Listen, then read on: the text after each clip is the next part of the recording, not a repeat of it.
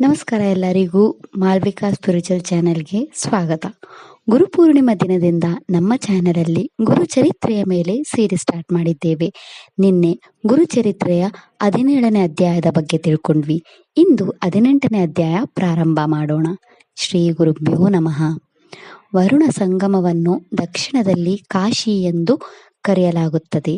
ಶ್ರೀ ಗುರುಗಳು ಬಿಲವಾಡಿಯಿಂದ ಇಲ್ಲಿಗೆ ಬಂದು 12 ವರ್ಷಗಳ ಕಾಲ ಪಂಚಗಂಗೆ ಸಂಗಮದ ಬಳಿ ಇದ್ದರು.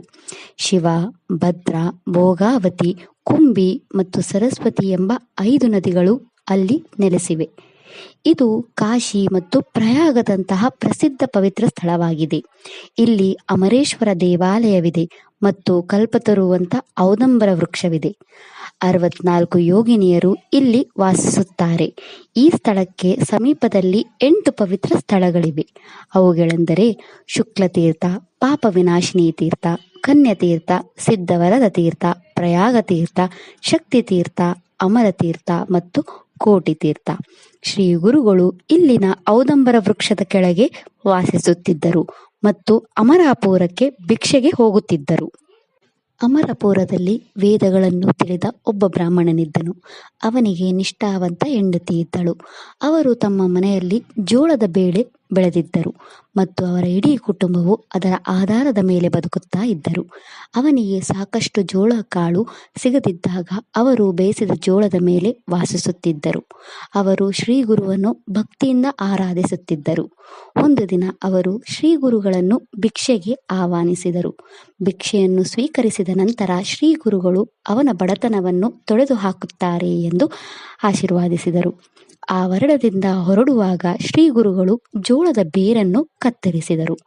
ಇದನ್ನು ನೋಡಿ ಬ್ರಾಹ್ಮಣರ ಹೆಂಡತಿ ಕಟುವಾಗಿ, ನಮ್ಮ ಜೀವನೋಪಾಯವು ಈಗ ಕಳೆದು ಹೋಗಿದೆ ಎಂದು ಹೇಳಿದಳು. ಬ್ರಾಹ್ಮಣನು ಅವಳನ್ನು ಸಮಾಧಾನಪಡಿಸಲು ಪ್ರಯತ್ನಿಸಿದನು. ಬೇಳೆಯ ಬೇರನ್ನು ಕತ್ತರಿಸುವಲ್ಲಿ ಶ್ರೀ ಗುರುವಿನ ಒಳ್ಳೆಯ ಕಾರಣವಿರಬೇಕು ಎಂದು ಸಮಾಧಾನ ಮಾಡಿದನು. ಶ್ರೀ ಗುರುಗಳು ನಮ್ಮ ಮನೆಗೆ ಭಿಕ್ಷೆಗಾಗಿ ಬಂದದ್ದು ನಮ್ಮ ಸೌಭಾಗ್ಯ. ಅನುಗ್ರಹಿಸಿದ ಶ್ರೀ ಗುರುವನ್ನು ದೂಷಿಸಬೇಡ, ಅವರು ನಮ್ಮನ್ನು ರಕ್ಷಿಸುತ್ತಾನೆ ಎಂದನು ಆ ಬ್ರಾಹ್ಮಣ. ಸ್ವಲ್ಪ ಸಮಯದ ನಂತರ ಬ್ರಾಹ್ಮಣನು ಅಂಗಳದಿಂದ ಬೆಳೆಯ ಎಲೆಗಳನ್ನು ತೆಗೆದುಕೊಂಡು ಗಿಡದ ಬೇರನ್ನು ತೆಗೆಯಲು ಅಗಿಯುವಾಗ ಅವನು ಚಿನ್ನದ ನಾಣ್ಯಗಳಿಂದ ತುಂಬಿದ ಪಾತ್ರೆಯನ್ನು ಕಂಡನು. ಅವನು ತನ್ನ ಹೆಂಡತಿಯನ್ನು ಕರೆದು ಪಾತ್ರೆಯನ್ನು ತೋರಿಸಿದನು. ಹೆಂಡತಿಯು ತುಂಬಾ ಸಂತೋಷಪಟ್ಟಳು ಮತ್ತು ಶ್ರೀ ಗುರುವನ್ನು ದೂಷಿಸುವುದಕ್ಕಾಗಿ ಪಶ್ಚಾತ್ತಾಪ ಪಟ್ಟಳು.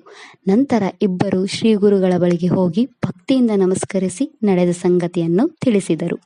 ಶ್ರೀ ಗುರುಗಳು ಹೇಳಿದರು, ಇದನ್ನು ಯಾರಿಗೂ ಹೇಳಬೇಡಿ, ಇಲ್ಲದಿದ್ದರೆ ಸಂಪತ್ತು ನಾಶವಾಗುತ್ತದೆ.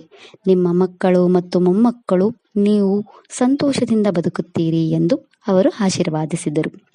ಇದಿಷ್ಟು ಗುರು ಚರಿತ್ರೆಯ 18ನೇ ಅಧ್ಯಾಯದ ಬಗ್ಗೆ.